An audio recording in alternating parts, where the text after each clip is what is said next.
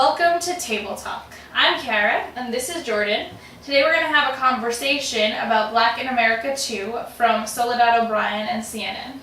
So we just finished watching it, and it starts off with Soledad O'Brien in a very condescending term, telling this 13-year-old girl, while they're in South Africa, you know, the problem is just too big to fix. So she was talking about, obviously, like, what was going on in South Africa, but really this is the thesis for the show, which is, listen, this problem with Black America is just too big to fix. What you need to do is just get for your own. And we're going to talk to some people who will teach you how to do that. And beyond that, it never, ever in the entire thing gets into why. So we get this young Black man can't get a job. He just got out of jail and he can't get a job.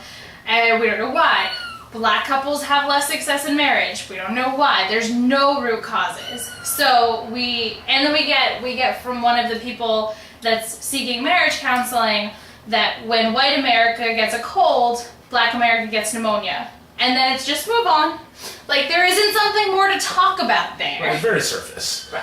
At no point do they really get into what is going on. The question of why is never asked once in this entire thesis. For 4 hours, we never get why these things are happening. Yeah, I think I must have asked myself why a bazillion times. So they're like, oh, well, this Black man can't get a job. There's no why. This Black couple is breaking up after 21 years of marriage. We never get a why. They have 2 jobs. Why does this Black middle-class couple have 2 jobs? No why. You mean both each person in the family? Each person in the family so they has actually 2 have jobs. 4 jobs. 4 jobs. Whereas they have a paper route. This middle-class Black couple who has a beautiful home, 2 daughters that are in college, and they have a paper route.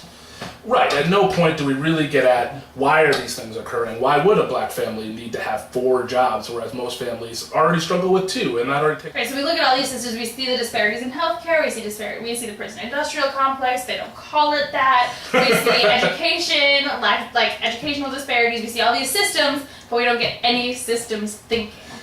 It's actually pretty shocking how bad it does at actually getting at any of the issues. It's all very surface, which was so disappointing. The person that actually seems to get it is Jeffrey Canada of the Harlem Children's Zone. And I don't need to seem to get it. He clearly gets it. The work that he does is very, very important and very, very, needs to be replicated across the country. Basically what it does is it says, what we have is a systems problem. In fact, he's the only person to talk about systems. It is a systems problem. That we start from the beginning and sort of poverty recreates itself. What he found was that, for example, poor children hear negative words from their parents as many more than a middle-class child. And really what he's getting at is that, poor children, their parents think the best way to get, because what they often had was a lack of structure, and the best way to make them succeed is to have lots and lots of structure. And blind obedience to authority. Right, and so what they teach is constant authority, so what the child often hears is, do this now.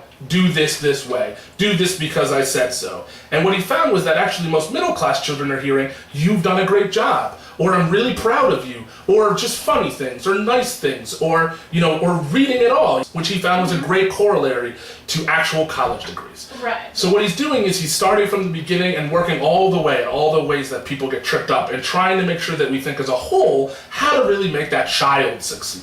But the systems thing that Jeffrey Canada talks about is so important, and we see all these different systems that affect Black and poor life in this country, and that systemically keep people that are in a certain station in life in the same station in life, but we don't see them connected. So we see Chris Shern, who's this young Black man who has just gotten out of jail, and we know that people that are incarcerated have very high rates of recidivism, which means going back. We watch this cycle happen on TV. We never hear the words. We hear he can't get a job. We hear he can't get health insurance. We never hear Corey.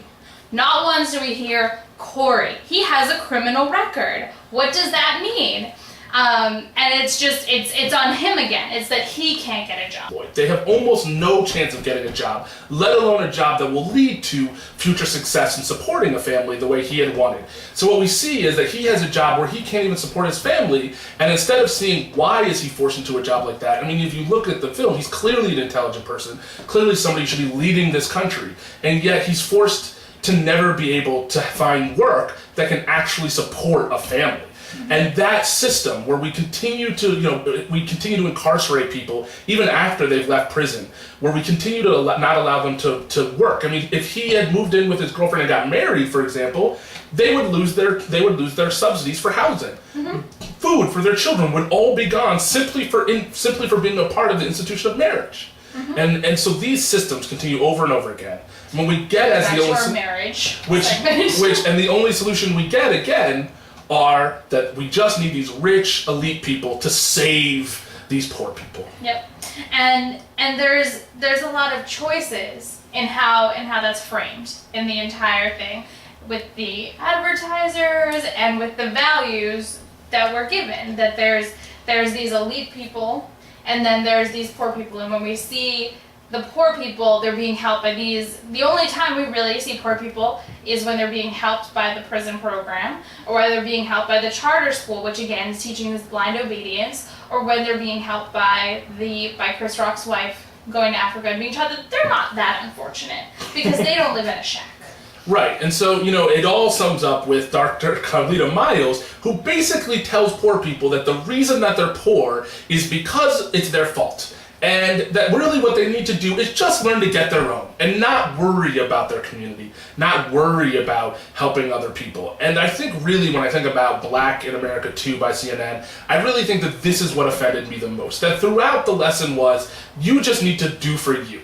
And that's not at all the Black America that I live in, or the Black America that I learned. I think of my grandfather, who desegregated so much of this country. He worked throughout the Civil Rights Movement. He was at the 1968 Democratic Convention, desegregating the Democratic Party. And what he told me growing up is, it doesn't matter where you go, and it's, as long as you, while you're there, are helping each other get there. That no matter how you succeed, even the people who might try to stop you from succeeding, you never forget where those people are and how fortunate you are to get where you were. And always work for the benefit of the community. And what we've learned today is that really, we need to spread out what our definition of the community is, and hopefully Black in America will be a dying term. But even when we think of Black community or communities of color, and we need to tie ourselves to all these communities and say the only way we're going to succeed is not what CNN tells you, but if we help each other, if it comes from the community, if they had featured community organizers from people from the community organizing themselves for success, that is where we find success. And truly, that's where Jeffrey Canada comes from, is from a community. He came from the community, he wants to help the community, he's working with the community to do that. And that's the lesson we should be getting from CNN, but of course we don't. Because it's CNN. But where we could get this information is if you go to Color Lines magazine, you can really find out more about how people are helping themselves and how the community is really organizing, and really you can actually get a much better picture of Black in America and race in America. So I suggest that you go to Color Lines. They're absolutely great. And that's Jordan and Kara for Table Talk, and we hope you appreciate the conversation.